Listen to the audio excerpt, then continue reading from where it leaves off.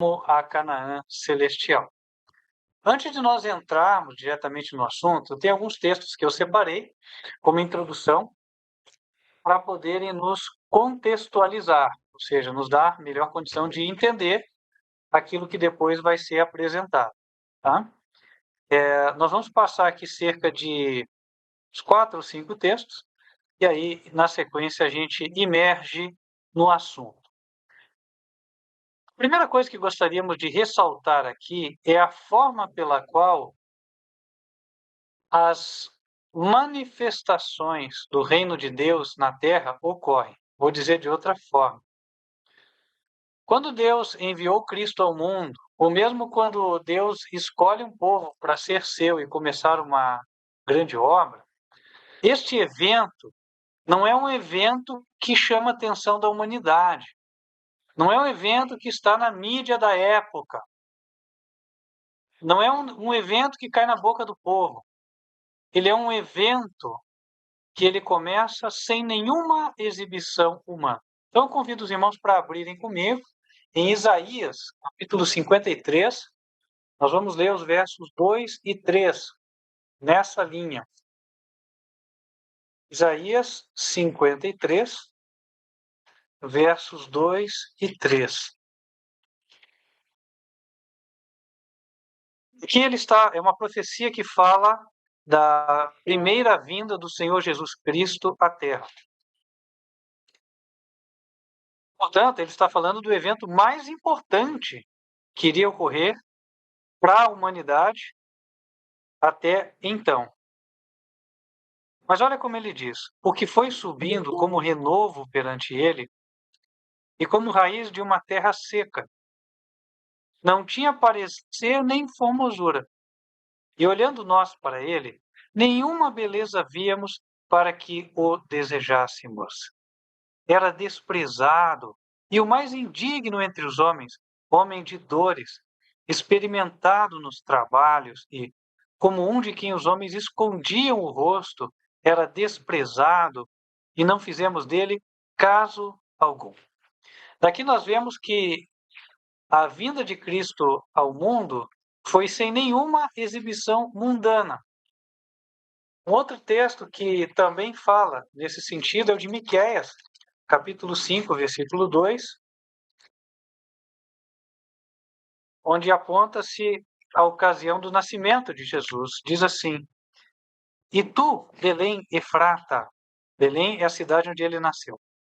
E tu, Belém Efrata, posto que pequena entre milhares de Judá, de ti me sairá o que será Senhor em Israel, e cujas origens são desde os tempos antigos, desde os dias da eternidade. Nota que o texto, ele fala: Belém, você é uma cidade pequena. Dentre as milhares de cidades que existem na terra de Judá, não é uma cidade de expressão, não é uma capital, não é nada que traga honras mundanas. Nós sabemos que a igreja é o corpo de Cristo, a igreja verdadeira.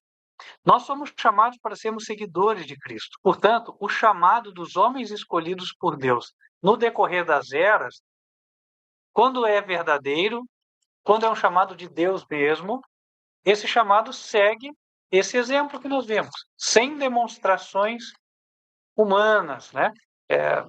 Sem publicidade humana. E aí eu quero apresentar dois chamados que nós enxergamos na Bíblia de pessoas que receberam uma missão especial de Deus. O primeiro deles é o de Noé. Em Gênesis capítulo 6, nos versículos 12 e 13, a Bíblia comenta que viu Deus a terra e eis que estava corrompida, porque toda a carne havia corrompido o seu caminho sobre a terra. Então disse Deus a Noé: O fim de toda a carne é vindo perante a minha face, porque a terra está cheia de violência, e eis que os desfarei com a terra. Considerem vocês, vamos nos colocar naquele dia. no momento em que Deus falou com Noé. A Bíblia não diz que Noé estava junto com uma quantidade de pessoas e daí todos viram Deus falando com Noé. Quando é assim, a Bíblia fala, por exemplo, Daniel teve uma visão, ele estava junto com outras pessoas, ele ouviu a voz, outros não ouviram, ele viu, outros não viram.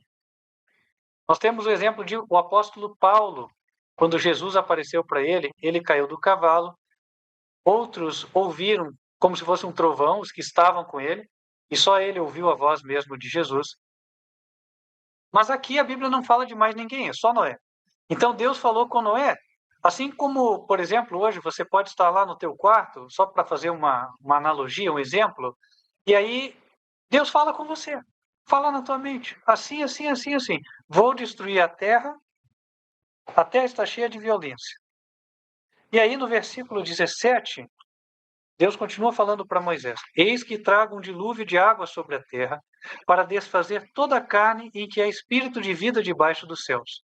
Tudo que há na terra expirará. 18. Mas contigo estabelecerei o meu pacto, e entrarás na arca, tu e os teus filhos, e a tua mulher, e as mulheres de teus filhos. Noé tinha que ter fé e apresentar para as pessoas a mensagem que recebeu de Deus.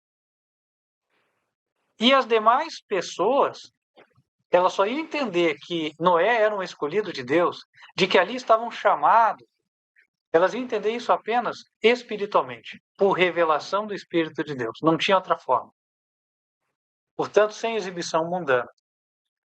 Agora nós vamos falar da outra pessoa que foi chamada também.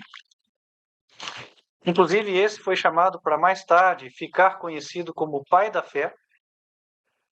É aquele cujo nome todo crente toma, é Abraão.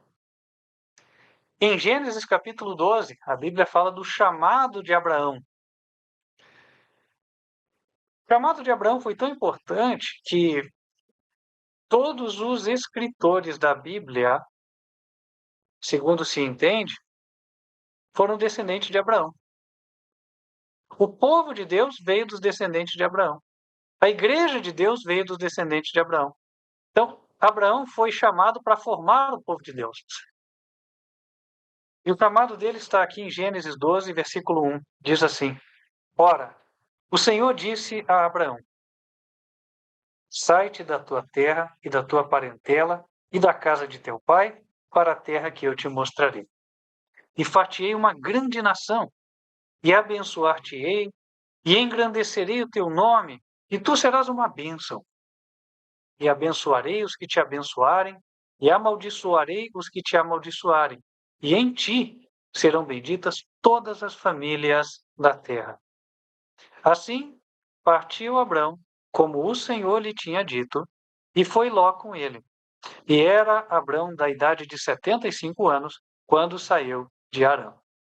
E tomou Abrão a Sarai, sua mulher, e a Ló, filho de seu irmão, e a toda a sua fazenda que haviam adquirido, e as almas que lhe acrescentaram em Harã, e saíram para irem à terra de Canaã, e vieram à terra de Canaã.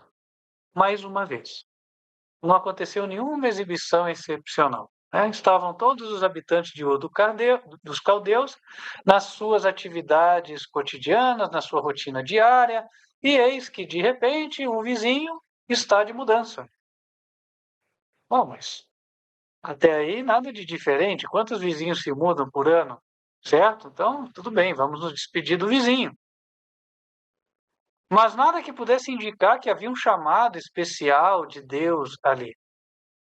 Apenas se Abraão dissesse. E se Abraão dissesse, as pessoas só poderiam reconhecer isso pela fé, pelo Espírito de Deus, mostrar para elas que aquela era uma direção correta. Mais uma vez, portanto, o chamado para formar-se o povo de Deus ocorre sem nenhuma exibição mundana. E na mesma linha, as profecias que tratam do surgimento e trajetória do povo de Deus nos últimos dias, elas apontam eventos que foram passados por alto pela humanidade em geral. Então, esse é o primeiro ponto que a gente estabelece, tá? Quando Deus chama um povo, Quando Deus chama um ministério para ser o seu povo, para entregar a verdade para o mundo inteiro, esse não é um evento que todos ficam sabendo, que chama a atenção do mundo todo. Não é. São coisas que ocorrem de forma que o mundo nem se apercebe. O segundo ponto é que os mensageiros de Deus, eles tinham um conhecimento aprofundado da história sagrada, ou seja, do chamado e do trato de Deus para com o seu povo. E eu relato aqui a experiência, por exemplo, de Estevão. Por que nós estamos trazendo esse texto? Só para os irmãos entenderem. Nós aqui vamos estudar um pouco da história do povo de Deus. Mas nós vamos ver que nós não seremos os primeiros a fazermos isso. Os crentes, mesmo da época dos apóstolos, eles estavam muito familiarizados com a história sagrada. Ou seja, a história do início lá do povo, do chamado do povo de Deus. E aí vocês vão ver que mesmo esse chamado de Abraão, que foi passado por alto na sua época, esse relato do chamado de Abraão, ele era preservado com detalhes ao longo das gerações entre o povo de Deus. Então a gente vai abrir em Atos capítulo 6 e vamos ler a história de Estevão a partir do versículo 9. Diz assim: E Estevão, cheio de fé e de poder, fazia prodígios e grandes sinais entre o povo. E levantaram-se alguns que eram da sinagoga chamada dos libertos, e dos sireneus, e dos alexandrinos, e dos que eram da Cilícia e da Ásia, e disputavam com Estevão. E não podiam resistir à sabedoria e ao espírito com que falava. Então, subornaram uns homens para que dissessem: Ouvimos-lhe proferir palavras blasfemas contra Moisés e contra Deus. E excitaram o povo, os anciãos e os escribas, e, investindo com ele, o arrebataram e o levaram ao conselho. Apresentaram falsas testemunhas que diziam: Este homem não cessa de proferir palavras blasfemas contra este santo lugar e a lei. Porque nós lhe ouvimos dizer que este Jesus Nazareno há de destruir este lugar e mudar os costumes que Moisés nos deu. Então, todos os que estavam assentados no conselho, fixando os olhos nele, viram o seu rosto como o rosto de um anjo. Capítulo 7, versículo 1. E disse o sumo sacerdote: Porventura é isso assim? E ele disse: Varões, irmãos e pais, ouvi! O Deus da glória apareceu a Abraão, nosso pai, estando na Mesopotâmia, antes de habitar em Harã, e disse-lhe: Sai da tua terra e dentre a tua parentela, e dirige-te à terra que eu te mostrar. Então, saiu da terra dos caldeus e habitou em Harã. E dali, depois que seu pai faleceu, Deus o trouxe para esta terra em que habitais agora. E não lhe deu nela herança, nem ainda o espaço de um pé, mas prometeu que lhe daria a posse dela, e depois dele a sua descendência, não tendo ele filho. E falou Deus assim: que a sua descendência seria peregrina em terra alheia, e a sujeitariam à escravidão, e a maltratariam por 400 anos. Notem como Estevão tinha um conhecimento aprofundado da história dos antepassados. Abraão, depois o povo de Israel, e indo até a época de Moisés. A exemplo dos nossos antepassados, nós, no tempo presente, também vamos precisar de conhecimento da história sagrada, esse adquirido, irmãos, por muita leitura. Então, nós precisamos ser pessoas que estão dispostas a ler para aprender. Deus escolheu como veículo de comunicação entre ele e nós a palavra escrita. Por mais que hoje existam vídeos, a tecnologia que nos facilita, os áudios, mas a palavra, a Bíblia, Deus deu ela na forma escrita e ele sabe por que fez. Bom, agora, sabendo disso, nós vamos praticamente ir entrando já no assunto.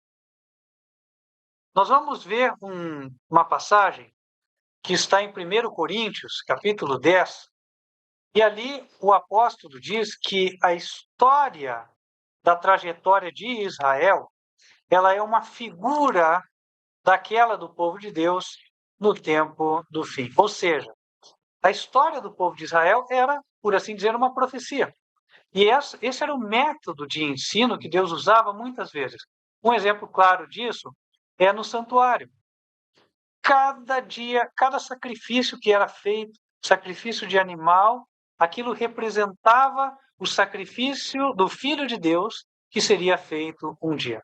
Portanto, cada sacrifício repetido era uma profecia contada de forma presencial, audiovisual. E assim também a história do povo de Israel é uma figura, uma profecia daquela do povo de Deus no tempo do fim. 1 Coríntios 10, versículos 1, depois 4. Ora, irmãos, não quero que ignoreis que nossos pais estiveram todos debaixo da nuvem e todos passaram pelo mar. Verso 4. E beberam todos de uma mesma bebida espiritual, porque bebiam da pedra espiritual que os seguia, e a pedra era Cristo. Agora vamos para o verso 7. Não vos façais, pois, idólatras, como alguns deles, conforme está escrito. O povo assentou-se a comer e a beber, e levantou-se para folgar. Verso 10. E não murmureis, como também alguns deles murmuraram e pereceram pelo destruidor. Ora, tudo isso lhes sobreveio como figuras, e estão escritas para aviso nosso, a quem já são chegados os fins dos séculos. Então, note, a história de Israel, ela é uma profecia da história do povo de Deus, mas especificamente da história do povo de Deus nos últimos dias, ou seja, da nossa história. E ao estudar, portanto, a trajetória do povo de Israel lá no deserto, que foi mencionado aqui, quando eles saíram do Egito e vindo em direção a Canaã terrestre, nós poderemos encontrar um paralelismo profético. Ou seja, o que aconteceu lá vai acontecer aqui, ou já está acontecendo, ou já aconteceu. É um paralelismo profético entre a jornada de Israel e a nossa nos últimos dias. A diferença é que lá eles chegaram na Canaã da terra, a terra da Palestina. E nós chegaremos na Canaã celestial. Eles chegaram até onde depois estabeleceram Jerusalém. Nós chegaremos na Nova Jerusalém, a herança final dos santos. E uma coisa só adicional, antes de entrarmos nesse paralelismo, é aquilo que está em Deuteronômio, capítulo 18. Eu convido os irmãos para abrirem. É uma característica de um povo que Deus levanta quando Deus escolhe um povo. É uma característica que está sempre presente. E ela é demonstrada ali. Deuteronômio 18, versículos 15 até 19. Diz assim: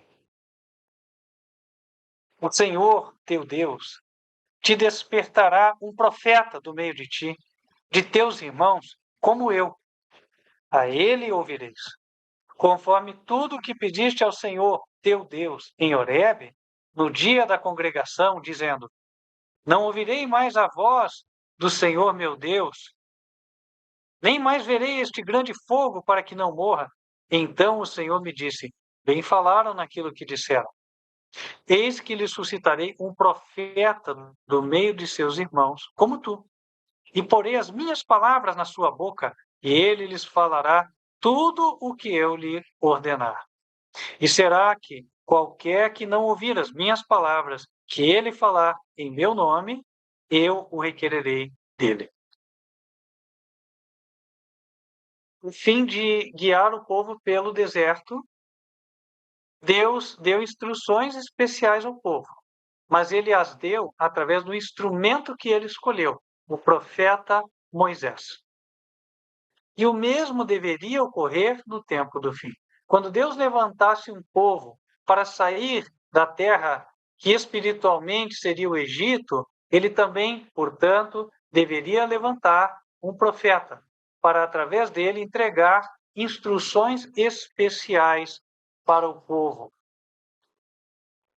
Então, considerando essas três, o que eu chamo de premissas básicas, né? Na verdade, são três características que a gente pode dizer, repito elas aqui rapidamente, nós vamos poder entrar no assunto. Então, as três características. Primeiro, quando Deus levanta um povo para sair da terra do pecado em direção ao céu, a formação desse povo se dá sem chamar a atenção do mundo. Não é um evento que as pessoas, o mundo reconhece. O mundo passa por alto.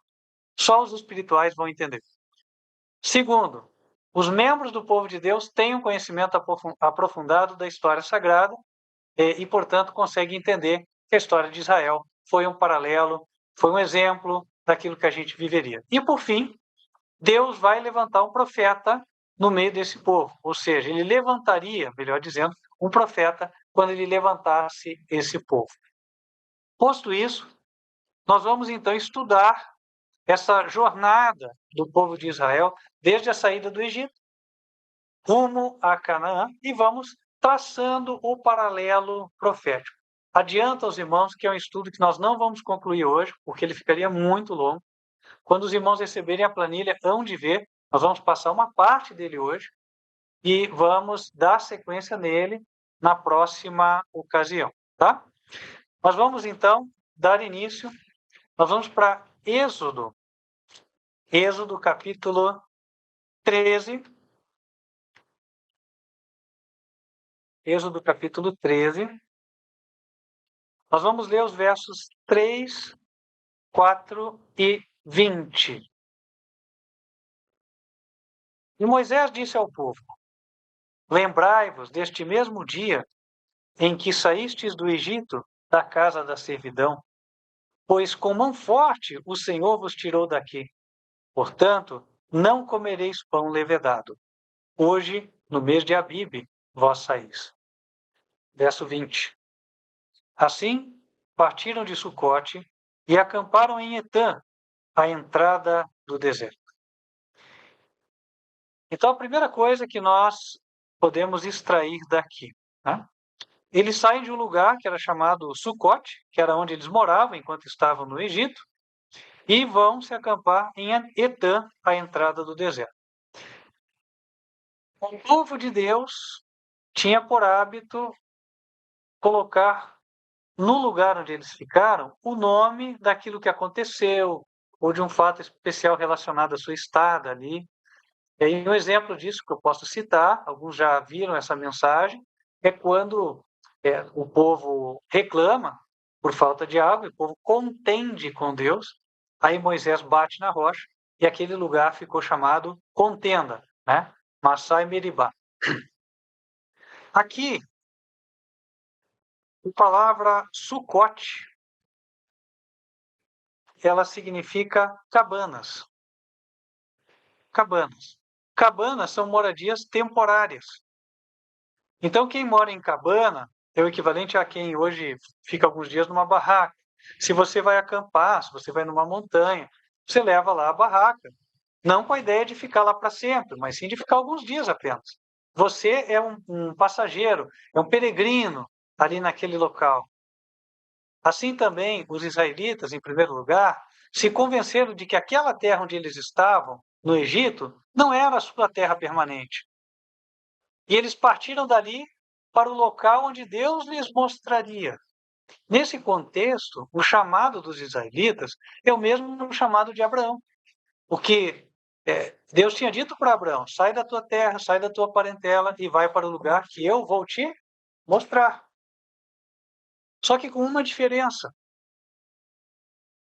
Porque quando Abraão foi chamado, Abraão era um arameu, era uma pessoa que poderia ser considerada um pagão, por assim dizer. Ele estava lá em meio a uma terra pagã. Pela primeira vez ele era chamado, e aí ele obedeceu. Não assim com os israelitas. A linhagem de Abraão já possuía mais de 400 anos.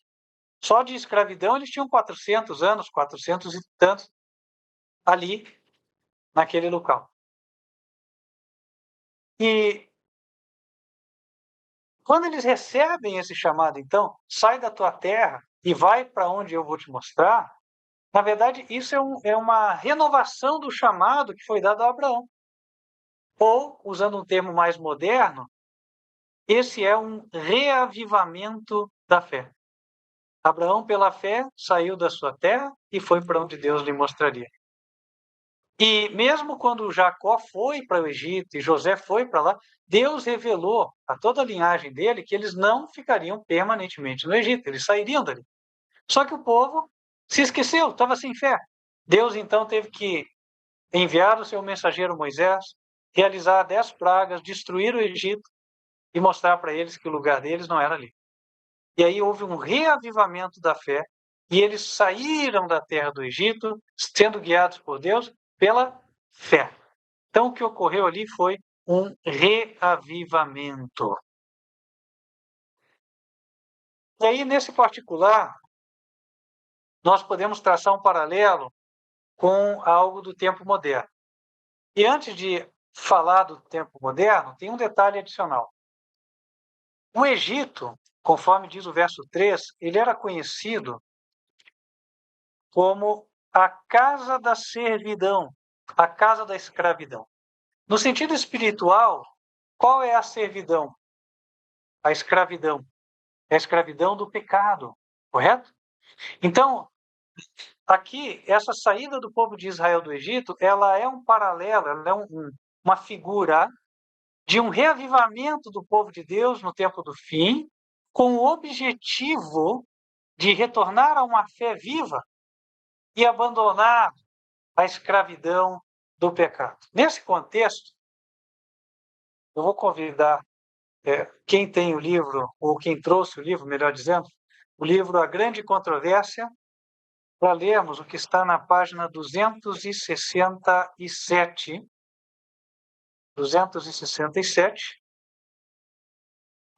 a partir do segundo parágrafo, onde está escrito assim como Eliseu, e aí nós iríamos até. São 2 parágrafos, esse e o próximo, tá? Pode ler então, irmão. Fica à vontade, por favor. Assim como Eliseu foi chamado quando arava com seus bois no campo, a fim de receber o manto da consagração ao ofício profético. Também Guilherme Miller foi convidado a deixar o arado e abrir ao entendimento do povo os mistérios do reino de Deus.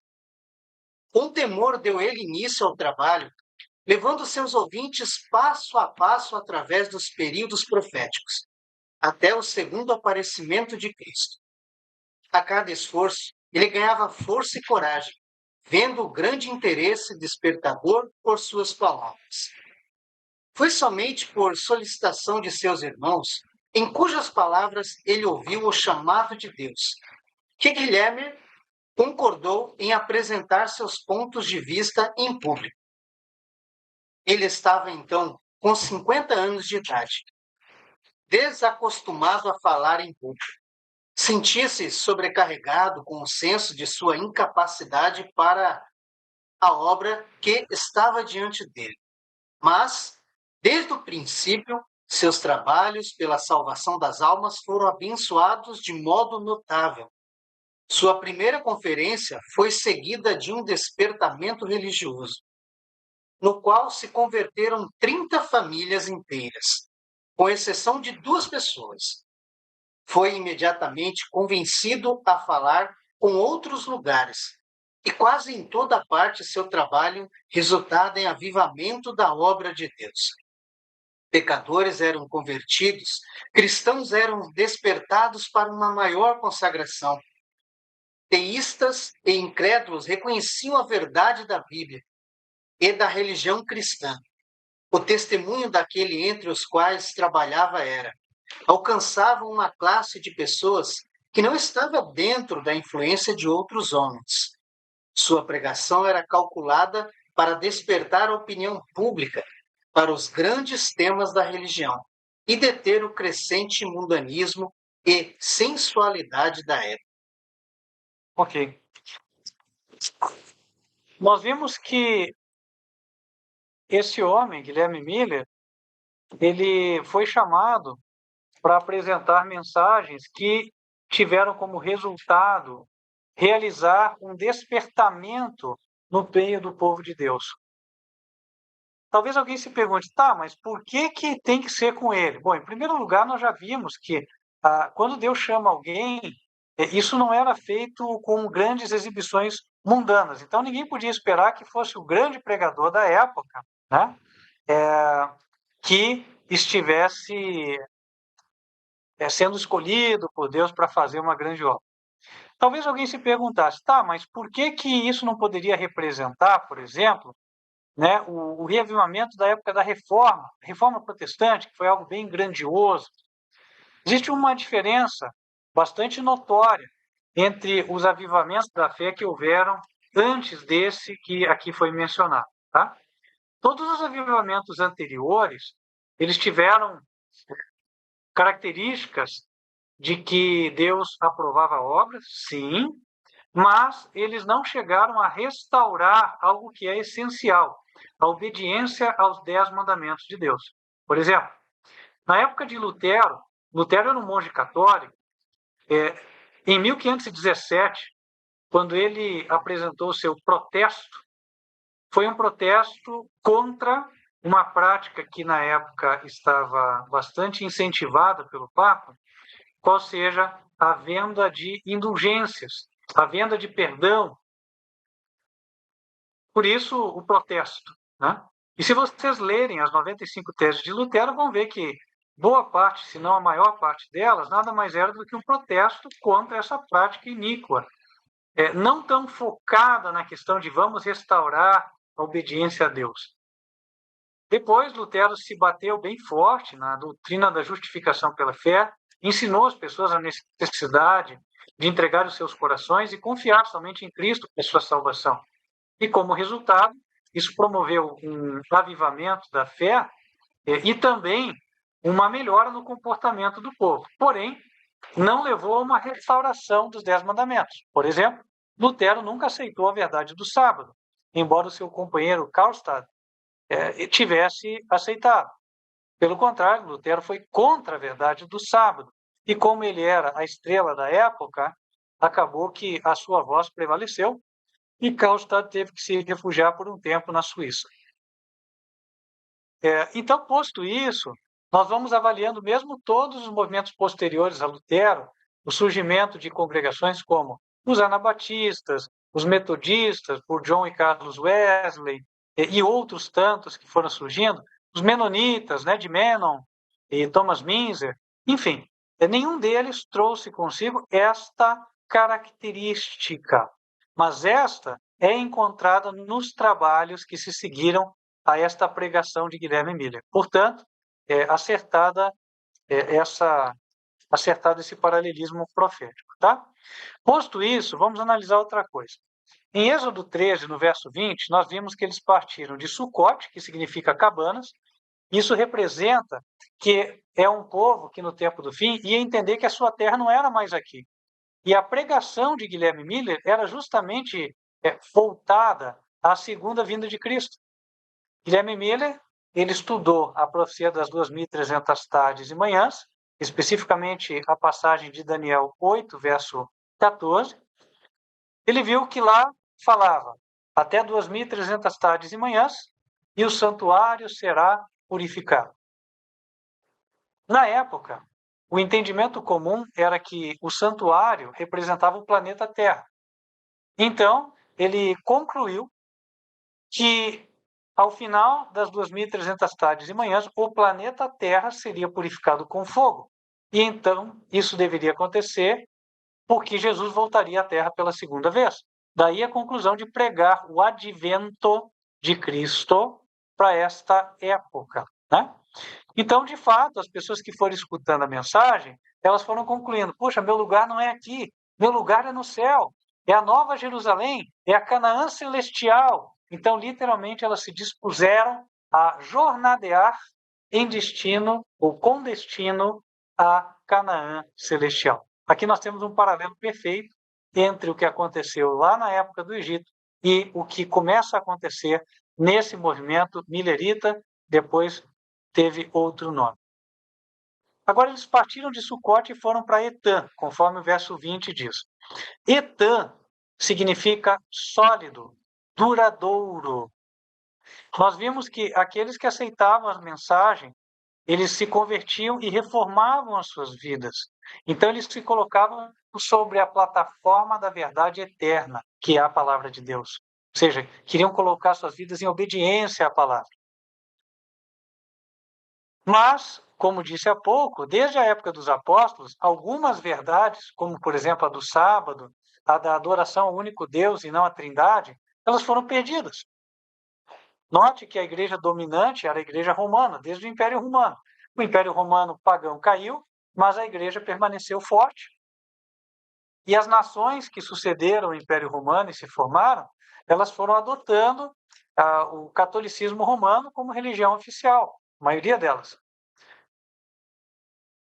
Ocorre que o próprio apóstolo Paulo, ele já tinha profetizado que após a sua morte haveria apostasia na igreja e um abandono daquelas verdades dos mandamentos. Eu convido os irmãos para abrirem comigo em Atos, capítulo 20, versos 29 e 30. Atos, capítulo 20, versículos 29 e 30. Ele disse assim: porque eu sei isto, que depois da minha partida entrarão no meio de vós lobos cruéis, que não perdoarão o rebanho, e que dentre vós mesmos se levantarão homens que falarão coisas perversas para atraírem os discípulos após si. Então, note, o apóstolo Paulo falou que haveria apostasia, e de fato nós constatamos isso na história. A igreja apostólica guardava o sábado, tinha como Deus um só Deus, o Pai, conforme está em 1 Coríntios, capítulo 8, verso 6, e 4 séculos mais tarde, a igreja não tinha mais nenhuma dessas duas verdades. Ela mudou.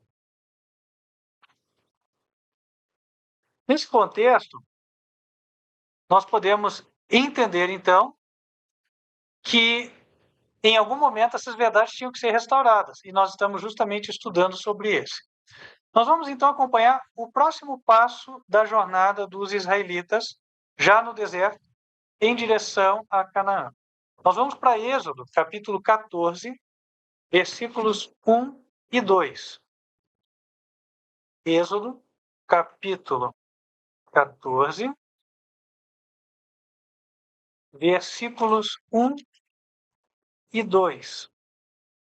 Diz assim: então falou o Senhor a Moisés, dizendo: fala aos filhos de Israel que voltem e que acampem diante de Piairote, entre Migdol e o mar, diante de Baal-Zefon.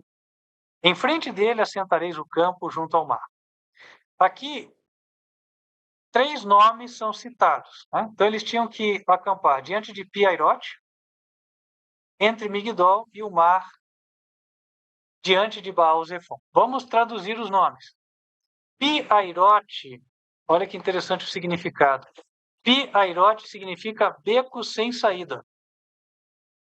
E recordemos a história, Deus levou eles até ali. Pouco tempo depois, os egípcios foram no encalço deles, e aí eles estavam encurralados. Por quê? Deus levou eles por um caminho de pedra, e eles passavam por uma garganta assim estreita, e aí eles chegaram nessa praia. Essa praia, ela tinha diante de si o mar, para trás um paredão de pedra, o canal por onde eles passaram, né, a passagem, que era por onde os egípcios estariam vindo, né, e mais ao norte tinha uma guarnição, uma fortificação dos egípcios, ou seja, eles estariam totalmente cercados, dependendo só de Deus. Era um beco sem saída. Eles estavam em Piairote, beco sem saída, entre Migdol, Migdol significa torre, entre Migdol e diante de Baal-Zefon. Baal-Zefon significa Senhor do Norte. Então, olha a situação deles. No beco sem saída, mas no meio de duas coisas, né? Da torre e do Senhor do Norte. Quem são, respectivamente, a torre e o Senhor do Norte? Vamos para a torre. Provérbios, capítulo 18, versículo 10. Provérbios, capítulo 18, versículo 10.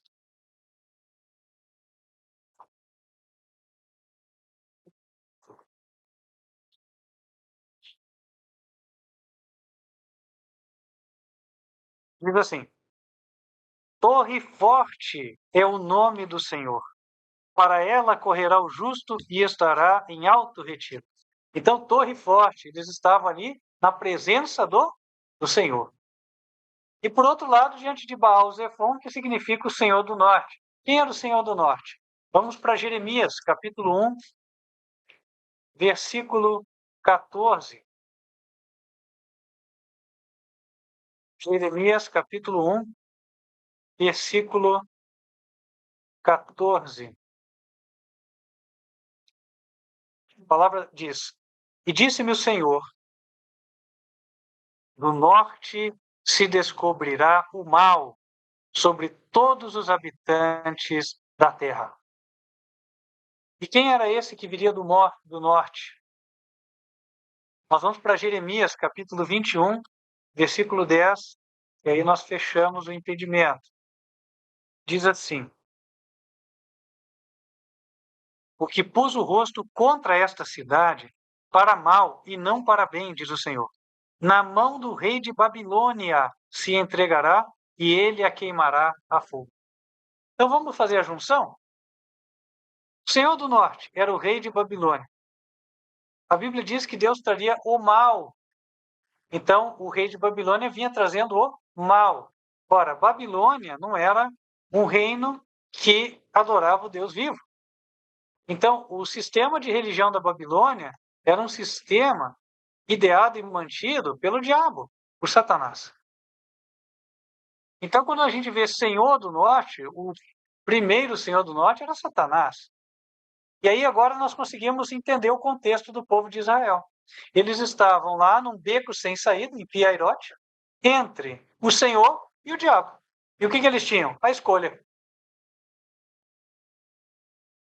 E eles tiveram de enfrentar o quê? A oposição e a perseguição, porque ali os egípcios vieram ao seu encalço com o objetivo de os matarem, de os escravizarem novamente.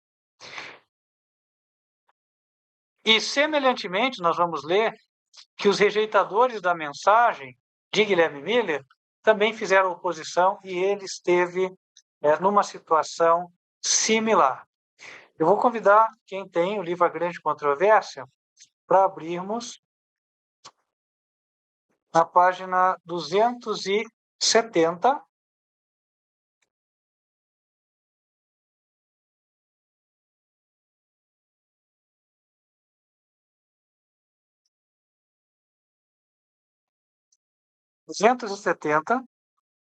Nós vamos ler a partir do último parágrafo da 270, quando diz ali, ele todavia, e aí vamos ler mais até o parágrafo onde está, diligentes foram os esforços, na página 271. Ele, todavia, não levou avante seu trabalho sem acerba oposição. Como acontecera com os primeiros reformadores, as verdades que apresentavam não foram recebidas com favor pelos mestres religiosos populares.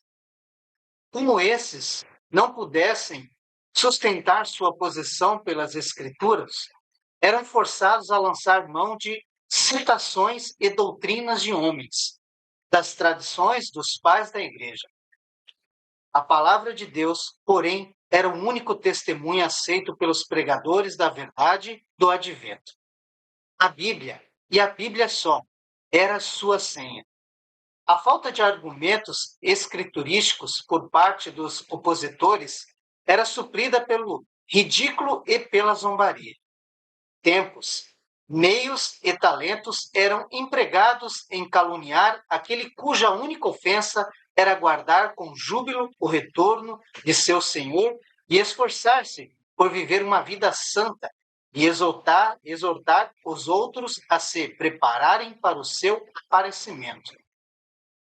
Diligentes foram os esforços feitos para que a mente do povo fosse desviada da questão do segundo advento.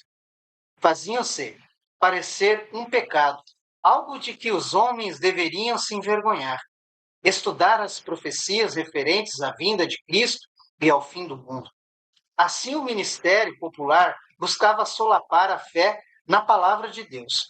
Seu ensino tornava os homens incrédulos e muitos se acharam no direito de agir conforme seus próprios desejos ímpios.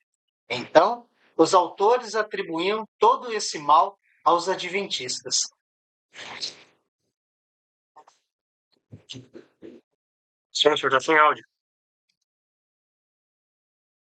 Ok. Agora eu vou pedir para ler mais um pouquinho, por favor, ali no último parágrafo, onde diz: o instigador de todo mal. Então, vai dali até o final do parágrafo na outra página, por favor.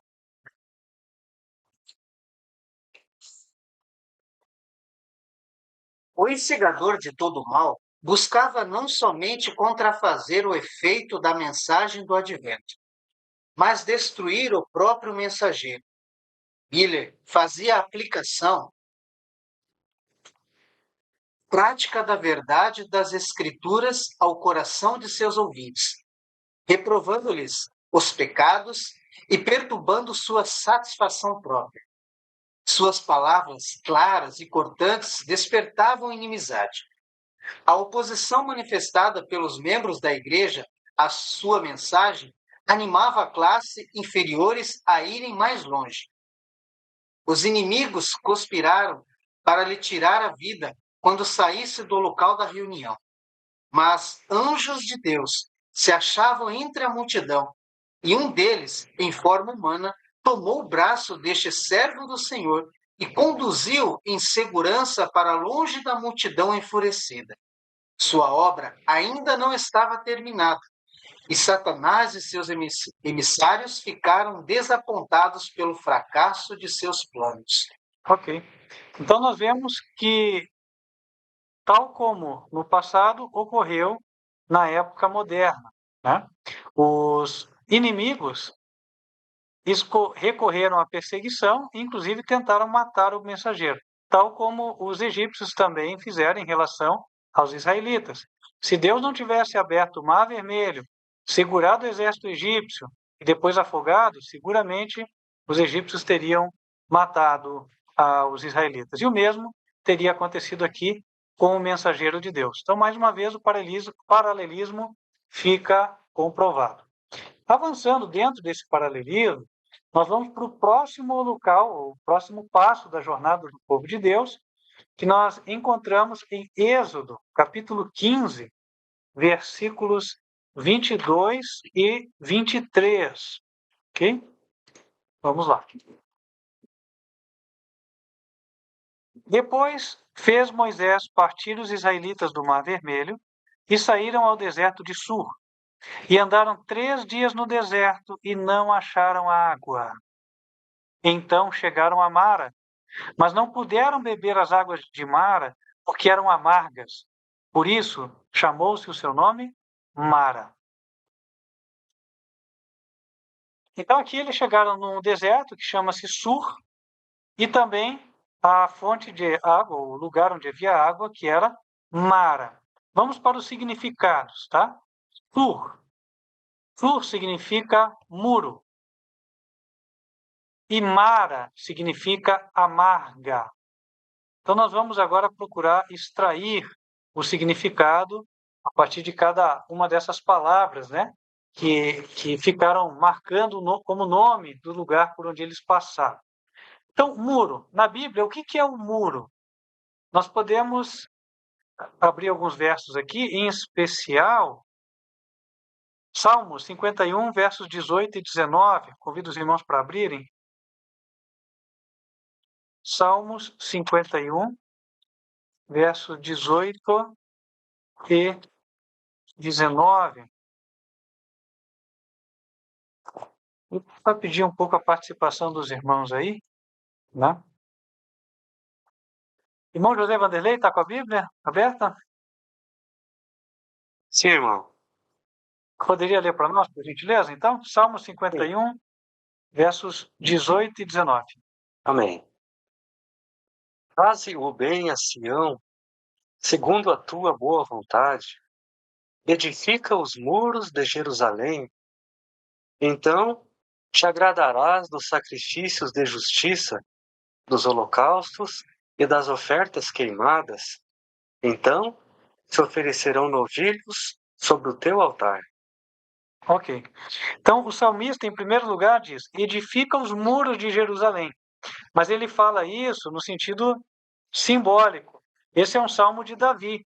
Na época de Davi, não havia necessidade de se construir os muros de Jerusalém, até porque, quando Davi se tornou rei, ele reinava na própria cidade de Jerusalém, e Jerusalém não foi conquistada enquanto ele reinava. Houve um pequeno período ali, um interregno, né? Foi quando Absalão, o seu filho, usurpou o trono, mas que não chegou a durar um mês, e segundo a Bíblia relata, não houve destruição dos muros. Portanto, quando Davi, nesse salmo, ele fala: Senhor, edifica os muros de Jerusalém, ele não está falando no sentido de colocar tijolo na muralha, nem pedra. É o sentido espiritual, figurado.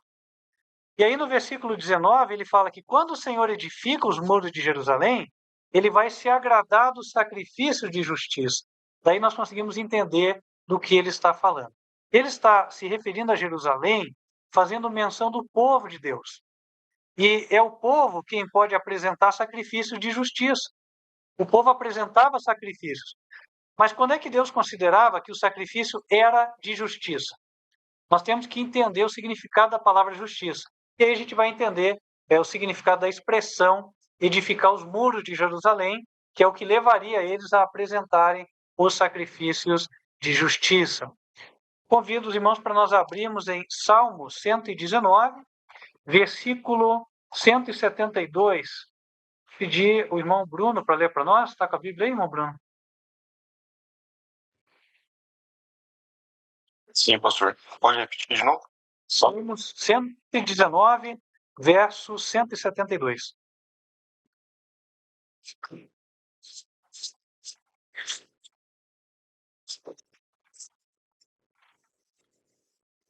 Cento e setenta e dois. Isso.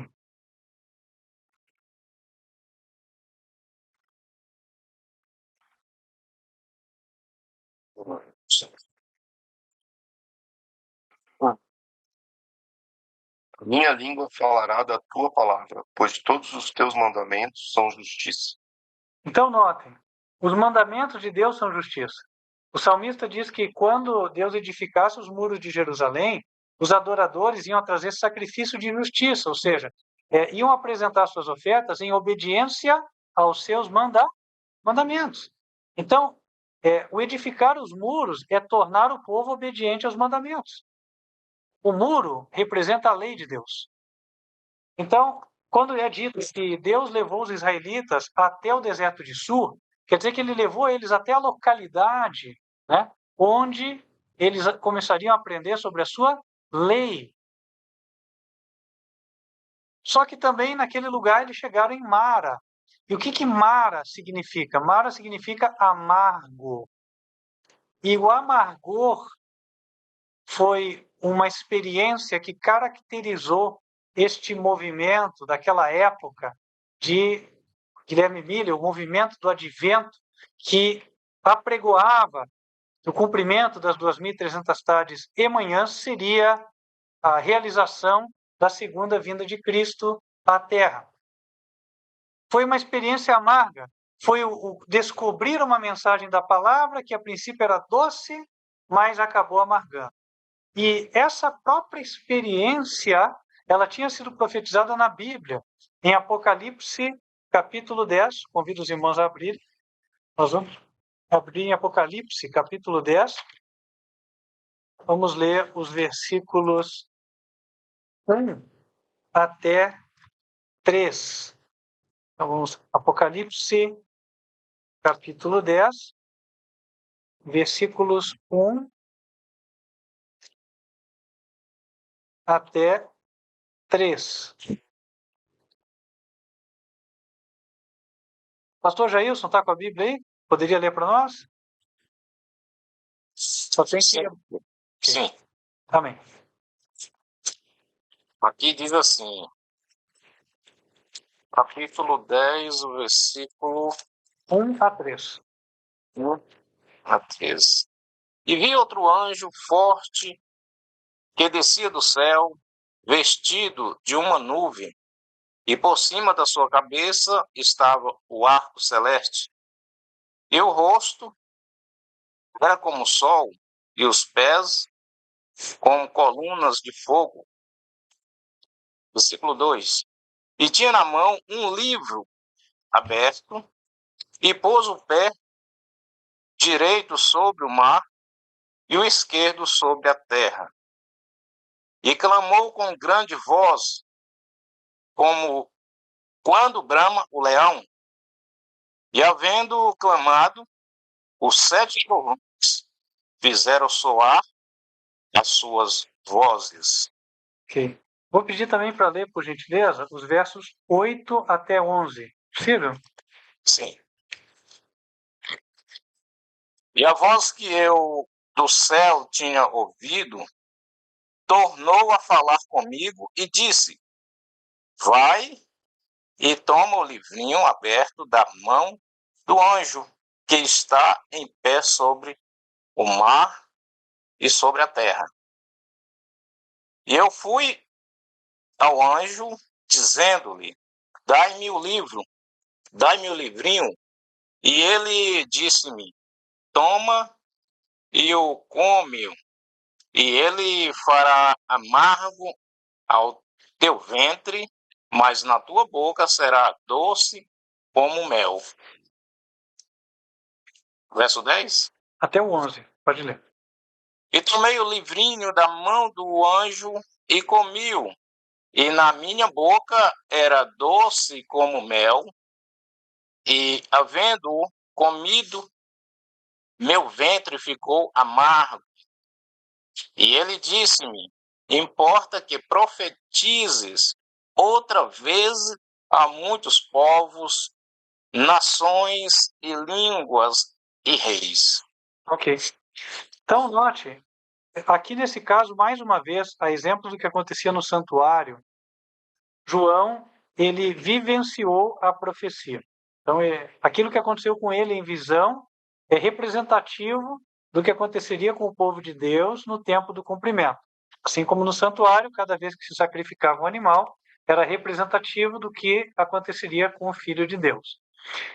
E aí, João, ele recebe daquele anjo que veio do céu uma mensagem num livrinho. Esse anjo, ele está com o pé em 2 lugares, um sobre a terra e outro sobre o mar, o que representa que essa mensagem entregue pelo céu, ela ia chegar tanto nos continentes como também nas ilhas, uma mensagem que ia ganhar abrangência. Agora, esta mensagem, ela viria de um lugar específico, porque note que aqui ele tem um livro aberto. Mas esse livro aberto, ele nos faz conexão com um livro que um dia foi fechado. E qual foi o livro que foi fechado? O livro de Daniel. Em Daniel, capítulo 12, no versículo 4, o anjo, depois de dar as profecias para ele, ele fala: E tu, Daniel, encerra as palavras e sela o livro. E aí nós vamos ver como isso se cumpre perfeitamente na experiência da pregação de Guilherme Miller. Por quê? Porque ele estudou Daniel, a profecia de Daniel, no caso, capítulo 8, versículo 14, onde falava as 2.300 tardes e manhãs. Chegou a uma conclusão que parecia doce como mel. Olha, Jesus vai voltar e é logo. E pregou isso. E a mensagem ganhou força. E ela se espalhou como fogo na palha.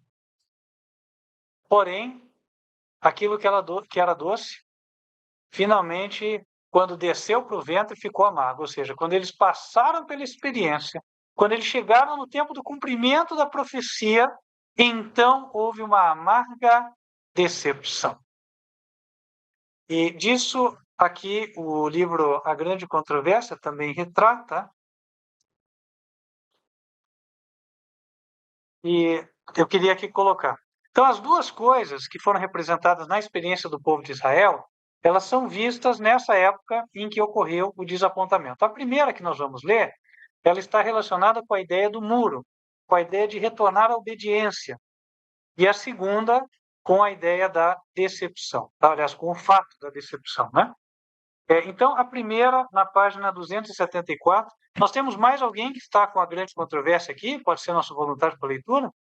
Página 274, o último parágrafo. Os que aceitaram a doutrina do advento, e aí vai até o final desse parágrafo, que fica ali na página 275. Né? Os que aceitaram a doutrina do advento foram despertados para a necessidade de arrependimento e humilhação perante Deus.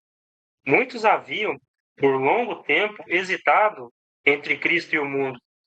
Agora compreendiam que era tempo de tomar uma posição. As coisas da eternidade assumiam para eles uma inusitada realidade.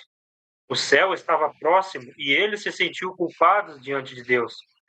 Os cristãos foram despertados para uma nova vida espiritual.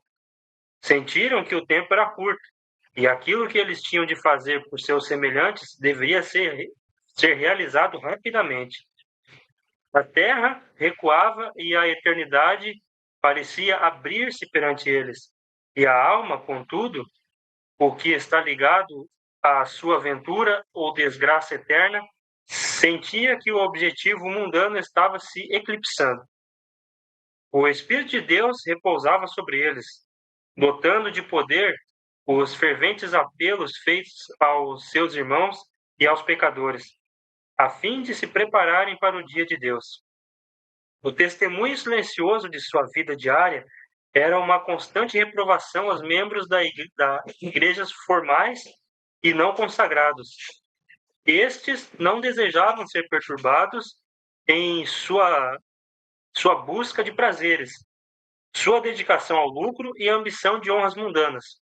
Por esta razão, suscitavam-se a inimizade e a oposição contra a fé adventista e os que a amavam.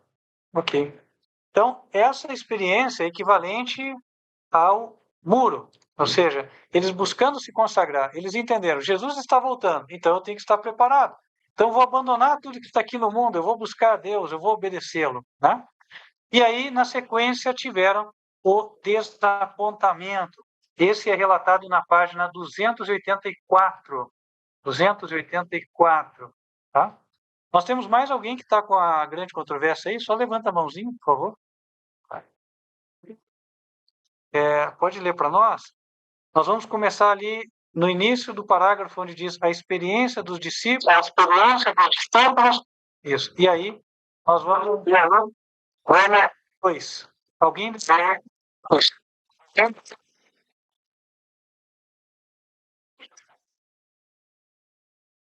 A experiência dos discípulos que pregavam o Evangelho do Reino no primeiro advento de Cristo tem sua contraparte na experiência daqueles que falaram a mensagem do advento. Assim como os discípulos saíram a pregar.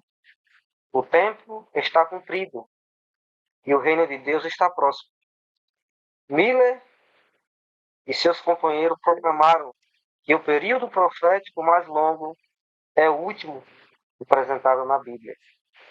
Estava prestes a terminar. Que o juízo estava próximo e que deveria ser instaurado o reino eterno. A pregação dos discípulos com relação ao tempo baseava-se nas 70 semanas de Daniel 9. A mensagem apresentada por Miller e seus companheiros anunciava o encerramento dos 2.300 dias de Daniel 8:14, dos quais as 70 semanas formam uma. A pregação de cada um estava baseada no cumprimento de uma parte diferente do mesmo grande período profético. Próximo, semelhante a esse, pastor. Sim, mais 2 parágrafos, por favor. Semelhantemente, os primeiros discípulos, Guilherme Miller e seus companheiros, não compreenderam plenamente o significado da mensagem que propalavam. Erros há muito tempo estabelecidos e acariciados na igreja impediram-nos de alcançar uma correta interpretação de um ponto importantíssimo da profecia. Portanto, a despeito de proclamarem a mensagem de Deus, lhes havia comissionado para darem ao mundo, sofreram eles desapontamentos por terem uma errônea compreensão do sentido. Ao explicar Daniel 8,14, até 2.300 tarde de manhã, e o santuário será glorificado. Miller, como já foi dito, adotou o ponto de vista geralmente aceito de que a terra era o santuário. E ele acabou crendo que a sua purificação representava a purificação da terra pelo fogo na vinda do Senhor. Quando, portanto, descobriu que o termo 2.300 dias estava definitivamente predito, concluiu que isto revelava o tempo do segundo advento. Seu erro resultou na aceitação e concepção popular quanto ao constituía o santuário. Ok. Então, aí, ok? Tá, voltou o som. Então, irmãos, nós vemos aqui o cumprimento dessa experiência do povo de Israel que chegou até Mara. E aqui nós estamos chegando no final, praticamente, tá? Da parte de estudo reservada para o dia de hoje. Nós temos mais um texto bíblico, alguns comentários, e aí fechamos. E aí nós vamos dar sequência na próxima oportunidade. Lembrem-se, os irmãos, que nós tínhamos lido em Deuteronômio de que quando um movimento fosse levantado por Deus, quando uma igreja fosse levantada, um povo fosse levantado para cumprir uma missão em algum momento, Deus levantaria nele um profeta. Nós lemos Deuteronômio, capítulo 18, versos 15 a 19. Tá?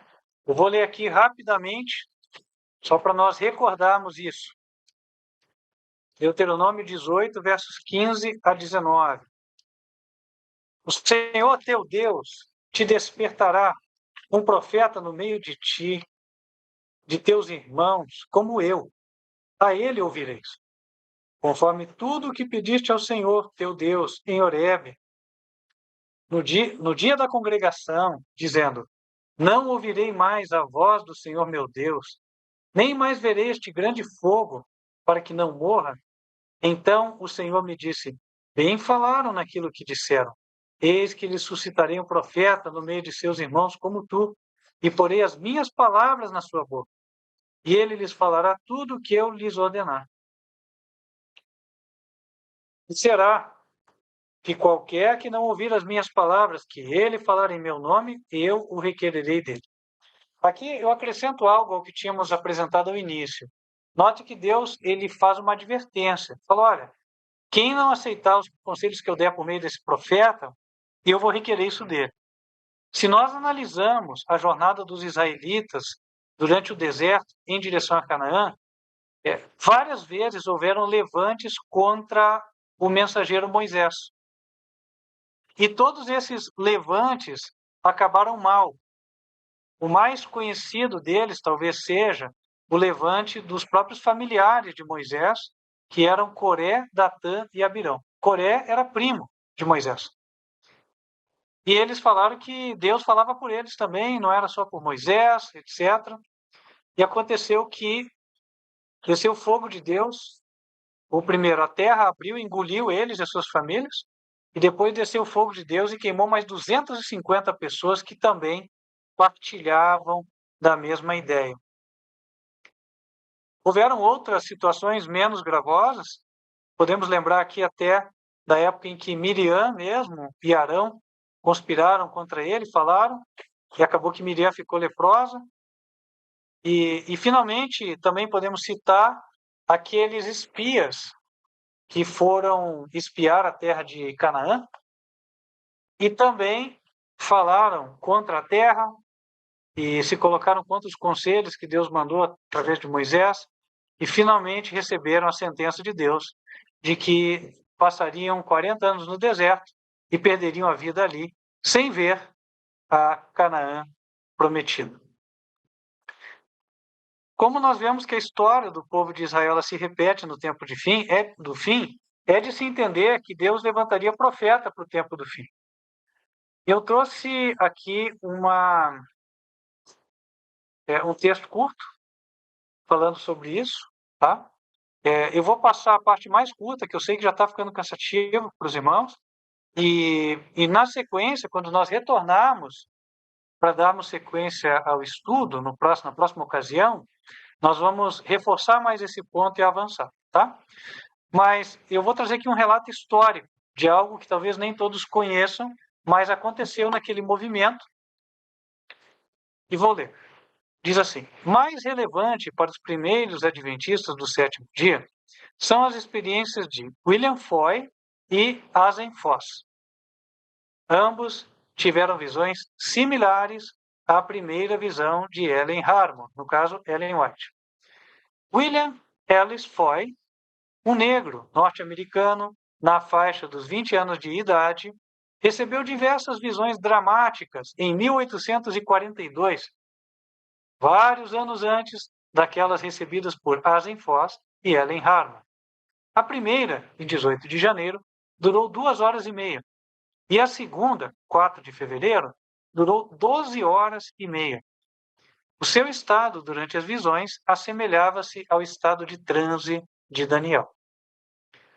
Algumas vezes antes de 22 de outubro de 1844, para quem não sabe, essa foi a data da decepção, então observe que William Foy teve suas visões 2 anos antes da decepção de 1844, quando o movimento estava numa crescente.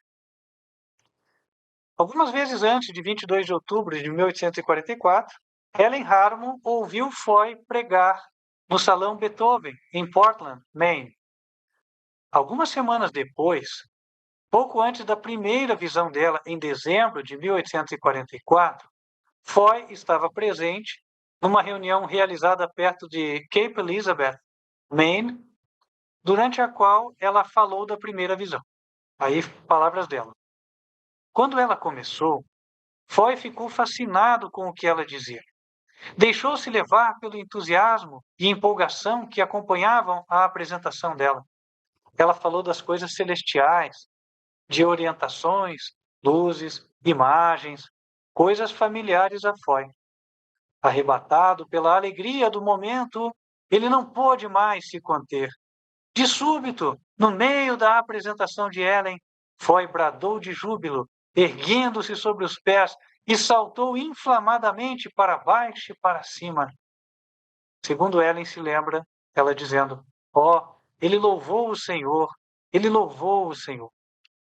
Continua. Ele repetiu várias vezes que a visão dela era justamente a que ele tinha visto. Ele sabia que não havia como falsificar tal experiência. A dela era legítima. Em 1906, Ellen White lembrou-se de suas conversas com William Foy. Ela recordou que ele tivera 4 visões, todas antes da primeira visão dela. Palavras dela. Elas foram escritas e publicadas, e é estranho que eu não consiga encontrá-las em nenhum de meus livros, mas nós nos emocionamos tantas vezes. E depois, ela fez um elogio muito significativo a Foy. Diz ela: foram notáveis os testemunhos que ele deu. Agora falando de outra pessoa. Asen Foss encontrou-se com Ellen Harmon em janeiro de 1845 em uma reunião em Poland, Maine. Ellen fora para ali convidada por Mary Foss, para relatar sua primeira visão de um mês antes. Hazen, o cunhado de Mary, é lembrado como um homem de boa aparência, boas maneiras e educado. Antes de 22 de outubro de 1844, ele teve uma visão descrevendo a viagem dos adventistas, os mileritas, até a cidade de Deus. Ele foi instruído a tornar conhecida essa visão, juntamente com mensagens específicas de advertência, mas recusou. Depois do dia 22 de outubro, ele sentiu que havia ficado confuso quanto à sua primeira visão. 22 de outubro, só faço um parênteses, né? Foi o dia do desapontamento, que eles esperavam que Jesus voltaria naquele dia, porém isso não aconteceu. Então, ele disse que ele ficou confuso depois do desapontamento. Continuo com o relato. Em sua segunda visão, foi advertido de que, se não fosse fiel em relatar a primeira visão, a visão e a responsabilidade seriam retiradas dele e dadas a outra pessoa com muito poucas qualificações. Ele continuou a temer pela possibilidade de ser ridicularizado e rejeitado por seus companheiros mileritas. Finalmente, pareceu-lhe ouvir uma voz que dizia: entristeceste o Espírito do Senhor. Apavorado com essa possibilidade, ele convocou uma reunião para relatar a visão. Mas depois de fazer várias tentativas mal sucedidas de relembrá-la, declarou: foi-se de mim. Não consigo dizer nada. O Espírito de Deus me abandonou. Alguns que ali estiveram presentes descreveram aquela reunião como a mais terrível reunião em que já haviam estado. Continua. Depois dessa experiência, Hazen encontrou-se com Ellen em Poland, Maine. Embora tivesse sido convidado para a reunião, ele permaneceu do lado de fora da porta fechada, embora próximo o bastante para entreouvir a mensagem dela. No dia seguinte, ele contou a Ellen: o Senhor me deu uma mensagem para apresentar a seu povo, e eu recusei depois de saber das consequências. Fui orgulhoso. Estava inconformado com o desapontamento. Ouvi sua palestra de ontem à noite. Creio que as visões foram retiradas de mim e dadas a você. Não recuse obedecer a Deus, pois será perigoso para sua alma. Sou um homem perdido. Você é a escolhida de Deus. Seja fiel em fazer a sua obra, e a coroa que eu poderia ter tido, você receberá. Irmãos, agora brevemente comentando aquilo que foi lido. Nós tínhamos visto pela palavra de Deus de que quando o movimento verdadeiro se levantasse, Deus levantaria alguém, o profeta, para poder entregar ou dar mensagens específicas a esse povo durante essa jornada, exatamente como fez com os israelitas, usando a Moisés. E, no tempo do fim, ele fez. Primeiro ele chamou a William Foy, mas William Foy era um negro, e naquela época os negros eram escravizados, portanto, ele ficou muito receoso de que o testemunho dele não fosse aceito e acabou não se encorajando. Deus, então, escolheu uma segunda pessoa, Hazen Foss. Esse, pelo que parece, não era negro, mas também se recusou a cumprir o chamado. Por fim, então, Deus escolheu uma mulher. Via de regra, a Bíblia ensina que Deus escolhe os homens como guias do povo e mensageiros. Mas houve casos em que, não havendo homens consagrados, Deus chamou mulheres.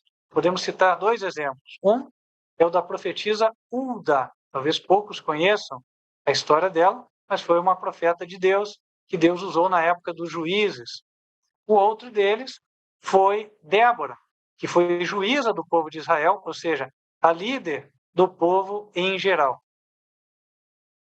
Foram as únicas mencionadas no Antigo Testamento, para ver que não era a regra, nem de longe. Hoje fala-se de democracia, direitos iguais e tal, não existe nada de relação com isso na Bíblia. O foco era que o homem representava o líder verdadeiro da igreja, que era Cristo, e Cristo viria como homem, ponto. Agora, posto que os homens rejeitaram o chamado, Deus chamou uma mulher, e há precedentes bíblicos para isso, né? E então, através de Ellen White, começou a entregar mensagens para o seu povo. Quais foram as mensagens mais importantes, né? Eu digo, as mensagens estruturais que ela deu para o seu povo e que poderiam habilitar o povo a preparar-se para a segunda vinda de Cristo? Como essas mensagens foram recebidas e por que a Igreja Adventista ficou semelhante a alguém que nadou e morreu antes da praia? Tudo isso nós veremos no próximo estudo. Nós pararemos por aqui, é por uma questão de não tornar o estudo por demais extenso, mas eu convido os irmãos desde já para que nós possamos estar reunidos na semana que vem, no mesmo horário, para darmos sequência a esse estudo. Pode ser? Amém. Estou vendo aqui a concordância dos irmãos, né? Então, sendo assim, meus queridos irmãos, eu ia brevemente fazer uma pergunta aqui. Se ficou claro, os irmãos conseguiram entender o estudo, né? Só se manifesta aí, mãozinha, enfim, para a gente não tornar aqui uma discussão longa, né? Ok. Amém. Amém. Ok. Amém. Amém. Então, irmãos, amém. Vamos continuar estudando. Nós vemos que há uma revelação rica da parte do Senhor para conosco. Cada vez que eu estudo a palavra de Deus e essas coisas vêm, né? Ou seja, Deus vai mostrando, eu vejo que sei muito pouco, né? E que tem o infinito pela frente. E glória a Deus, porque Deus, aos poucos, vem nos iluminando aqui e ali, sempre quando Ele vê que é necessário e vai fortalecer a nossa fé. Então, posto isso, meus queridos irmãos, eu ia propor a todos que nós agora nos uníssemos numa palavra de oração. Vamos orar e aí vamos encerrar essa live de hoje. Pode ser?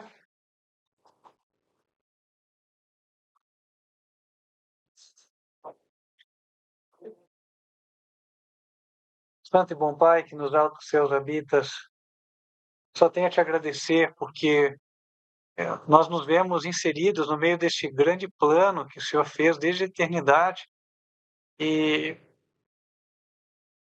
nos dá muita alegria ao vermos isso, ao mesmo tempo que nos apercebemos da nossa completa indignidade.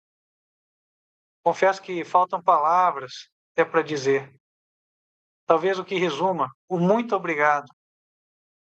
Pedimos o perdão dos nossos pecados e que nós não sejamos como os israelitas foram no passado, mas que o Senhor fundamente a cada um de nós na plataforma da verdade.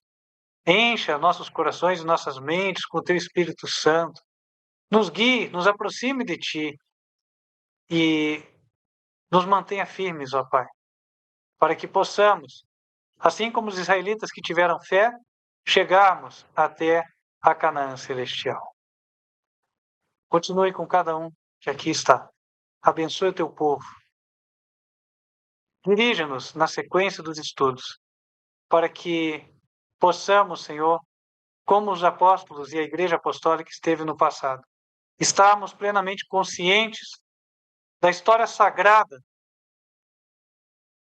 aquela que o Senhor dirigiu, e por meio da qual hoje nós também estamos aqui, pois somos frutos daquilo que o Senhor operou nas gerações anteriores. Continue, Senhor, conosco como teu povo. Abençoa-nos, dirija-nos, é o que pedimos, em nome de Cristo Jesus. Amém.